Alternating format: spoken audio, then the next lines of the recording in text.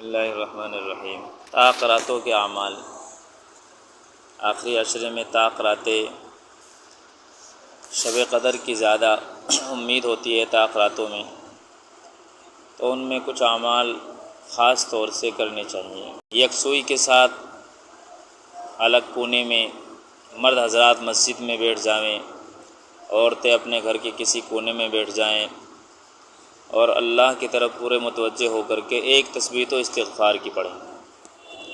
ایک تسبیح درود شریف کی، ایک تسبیح کلمہ طیبہ لا الہ الا اللہ کی، کم از کم ایک تسبیح روزانہ پڑھ لیں۔ ایک تسبیح لیلۃ القدر کی دعا، اللہم انک عفو کریم تحب العفو فاعف عنی، ایک تسبیح اس کی پڑھ لیں کہ اللہ آپ معاف فرمانے والے ہیں، کریم ہیں، آپ معافی کو پسند فرماتے ہیں، آپ مجھے بھی معاف فرما دیجئے۔ ایک تسبیح استغفر اللہ لا الہ الا اللہ اسألک الجنہ واعوذ بک من النار، اس میں وہ چار چیزیں ہیں جن کی کثرت کا آقا علیہ السلام نے اس مہینے میں حکم فرمایا ہے کہ ایک تو اس مہینے میں استغفار کی کثرت کی جائے، ایک لا الہ الا اللہ کی کثرت کی جائے، زیادہ لا الہ الا اللہ پڑھا جائے، اور ایک جنت کا سوال کیا جائے، جنت کو بہت زیادہ مانگا جائے چلتے پھرتے نمازوں میں،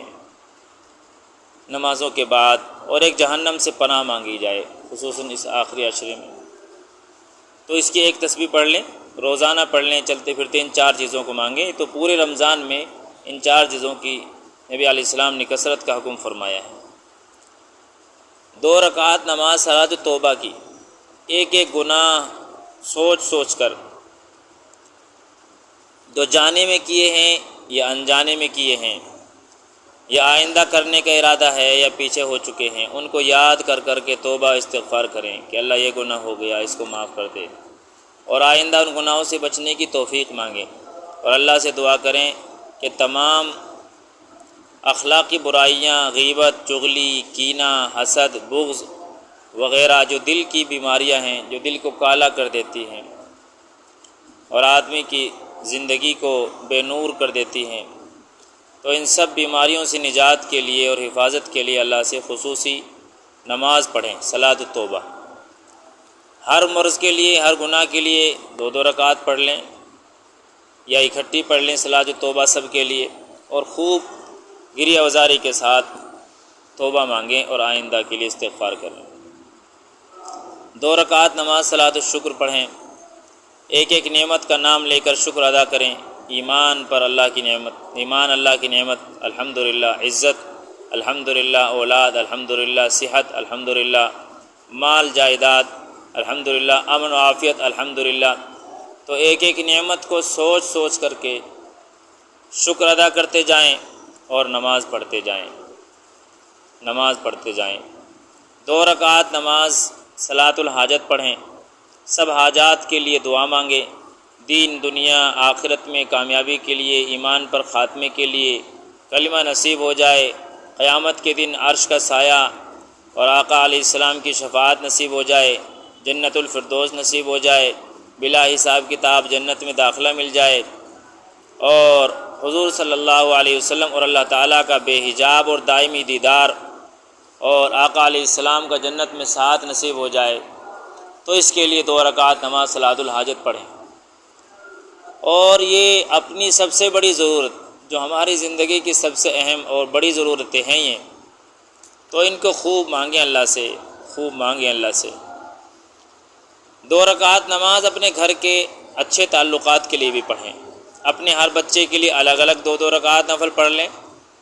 دعا مانگیں، اگر وقت کی کمی ہے تو سب بچوں کے لیے 2 رکعات نفل پڑھ کر 2 رکعات نفل پڑھ لیں سب بچوں کی طرف سے، اور بچوں کے لیے دعائیں مانگیں کہ اللہ ان کو، ان کی نسلوں کو ہر قسم کے فتنے سے جو آج ہیں یا جو آئندہ آ سکتے ہیں، اللہ ان سے محفوظ فرمائے، خاص طور پر قوم لوط کی کوئی برائی ہمارے بچوں میں نہ ہونے پائے، بے داغ جوانی ہمارے بچوں کو نصیب ہو، با حیا بچے ہوں، خوب سیرت ہوں، خوبصورت ہوں، بچیوں بچوں کے اچھے رشتوں کے لیے دعا کریں، چاہے وہ گود ہی کے کیوں نہ ہوں۔ تو بچوں کے جو بھی مسائل ہیں آج کے مسائل ہیں، آئندہ کے مسائل ہیں، دنیا کے مسائل ہیں، آخرت کے مسائل ہیں، روزی کے مسائل ہیں، رزق کے مسائل ہیں، جو بھی مسائل ہیں بچوں کے، آپ اللہ کے سامنے 2 رکعت نماز پڑھ کے ہر بچے کے لیے فریاد رکھتے ہیں اور ہر بچے کے مسئلے کو جو ہے اللہ سے حل کروائیں۔ 2 رکعت نماز پڑھ کر اپنے والدین کے لیے دعا کریں۔ والدین بہت بڑا سرمایہ ہوتے ہیں، اگر وہ زندہ ہیں تو ان کی خدمت کریں، اور اگر جا چکے ہیں تو 2 رکعت نماز ان کے لیے ضرور پڑھیں، ان کے ایصال ثواب کے لیے، ان کی مغفرت کے لیے، ان کی قبر میں چین و سکون کے لیے، ان کی جنت کے لیے۔ جو ان کے حقوق ہیں وہ تو ہم سے ادا کہاں ہوئے ہوں گے، تو ان کے لیے خوب دعائیں مانگے ہر نمازوں میں۔ 2 رکعت نماز نفل پڑھ کر پوری امت مسلمہ، جو لوگ اس دنیا سے چلے گئے، جو ابھی ہیں، جو آئندہ آئیں گے، ان سب کے لیے دعا کریں۔ خاص طور پر جن ممالک میں مسلمان ظلم و ستم کے شکار ہیں ان کے لیے خاص طور سے دعا فرمائیں، خصوصاً فلسطین کے مسلمانوں کے لیے، اپنے ملک کے مسلمانوں کے لیے بہت دعائیں مانگیں، بہت دعائیں مانگیں۔ اپنی سب سے بڑی ضرورت سمجھ کر کے مسلمانوں کے لیے دعائیں مانگیں۔ بڑی فضیلت کا کام ہے مسلمانوں کے لیے استغفار کرنا، دعا مانگنا۔ جو مسلمانوں کے لیے مانگتا ہے اللہ تبارک و تعالیٰ اس کو پہلے دیتا ہے اور اس کو ان تمام مسلمانوں کے بقدر اجر عطا فرماتا ہے، اور اللہ اس کو اپنے محبوب بندوں میں شامل فرماتے ہیں۔ جو اللہ کے بندوں کے لیے مانگتا ہے تو اللہ کتنے راضی ہوں گے اس سے کہ میرے بندے کے لیے مانگ رہا ہے، میرے بندوں کے لیے مانگ رہا ہے۔ آقا علیہ السلام بھی کتنے خوش ہوں گے کہ میری امتیوں کے لیے دعا کر رہا ہے۔ 2 رکعت نماز پڑھ کر کے حج کے لیے دعا مانگیں، عمرے کے لیے دعا مانگیں کہ اللہ ہم سب کو یہ سعادت نصیب فرمائے، اللہ اپنے حبیب کے ہر امتی کو یہ سعادت نصیب فرمائے۔ آخر میں 2 رکعت نفل اس شکریہ میں کہ اللہ نے اس ساری عبادت کی توفیق عطا فرمائی۔ قرآن کریم کی تلاوت جتنی ممکن ہو سکے کریں، صدقہ خیرات کریں، چاہے 1 درہم ہی کیوں نہ ہو۔ طاق راتوں میں جو طاق رات ہیں، اگر وہ شب قدر ہوگی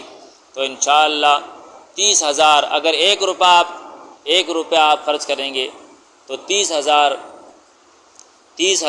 خرچ کرنے کے برابر ثواب ملے گا، اور 30,000 راتوں کا ثواب ملے گا۔ تو ان اعمال کو کریں اور توجہ کے ساتھ کریں، یکسوئی کے ساتھ کریں۔ استغفار کی تسبیح ہے استغفر اللہ ربی من کل ذنب واتوب الیہ، یہ آپ پڑھ سکتے ہیں۔ استغفر اللہ الذی لا الہ الا هو الحی القیوم، یہ تسبیح پڑھ لیں۔ اور اگر یہ بھی یاد نہیں ہے تو استغفر اللہ استغفر اللہ استغفر اللہ، یہ تو ہر مسلمان کی یاد ہو سکتا ہے۔ اللہ مجھے معاف فرما، یا استغفر اللہ واتوب الیہ، اللہ مجھے معاف فرما، میری توبہ کو قبول فرما۔ لا الہ الا اللہ پڑھتے رہے، تسبیح پڑھتے رہے۔ تھوڑے سے وقفے کے بعد 10-20 کے بعد محمد الرسول اللہ صلی اللہ علیہ وسلم پڑھ لیا کریں، اور اللہم انک عفو کریم تحب العفو فاعف عنی، یہ تسبیح پڑھیں۔ سبحان اللہ و بحمدہ سبحان اللہ العظیم، ایک تسبیح اس کی پڑھ لیں۔ یہ تسبیح، اس تسبیح کی بڑی فضیلت آئی ہے، یہ وزن میں بہت بھاری ہے اور پڑھنے میں زبان پر بہت ہلکی ہے۔ ایک تسبیح لا حول ولا قوت الا باللہ کی پڑھ لیں، اور خاص طور سے دعا کا بہت اہتمام کریں۔ دعا میں اللہ کے حمد و ثنا، دعا کا آغاز خوب اللہ کی تعریف تسبیح کریں۔ اگر ہم اللہ کو ان خوبصورت ناموں، صفات اور واسطوں سے پکاریں گے جو اس نے اپنے لیے پسند فرمائے ہیں تو اللہ ضرور ہماری دعا قبول فرمائیں گے انشاءاللہ۔ اس کے بعد درود شریف پڑھیں، درود شریف پڑھ کر کے اللہ سے جو ہے دعا مانگے کہ اللہ یہ دعا ہے، اس کو قبول کرنا تیرا کام ہے۔ گناہوں سے توبہ کریں۔ اللہم اغفر لی ذنوبی و خطئی و عمدی، اے اللہ تو میرے گناہ بخش دے جو غلطی سے ہو گئے ہیں یا ارادے سے ہو گئے ہیں۔ اس کے بعد سب گناہوں کو یاد کر کے توبہ استغفار کریں،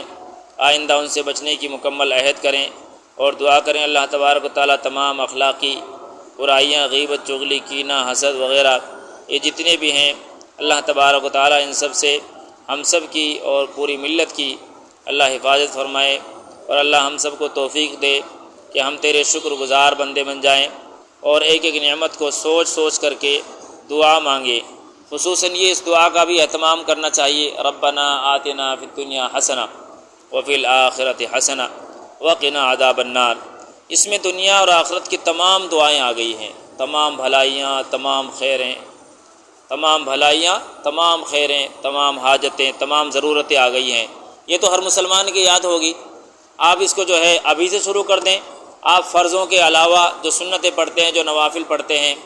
ان میں جو ہے آپ اسے رکوع سے کھڑے ہونے کے بعد، رکوع میں تسبیحات کے بعد، دونوں سجدوں میں تسبیحات کے بعد، دونوں سجدوں کے بیچ میں التحیات پڑھنے کے بعد سلام پھیرنے سے پہلے اس دعا کا بہت زیادہ اہتمام کریں۔ یا جتنی بھی آپ کے عربی میں دعائیں یاد ہوں گی، آپ ان دعاؤں کا اہتمام کریں اور آقا علیہ الصلوۃ والسلام کا وسیلہ پیش کریں۔ اللہم آت محمدا الوسیلۃ والفضیلہ وابعثہ مقاما محمودا الذی وعدتہ۔ اے اللہ، پیارے نبی محمد صلی اللہ علیہ وسلم کو وسیلہ اور بزرگی عطا فرما اور انہیں اس مقام محمود پر پہنچا دے جس کا تو نے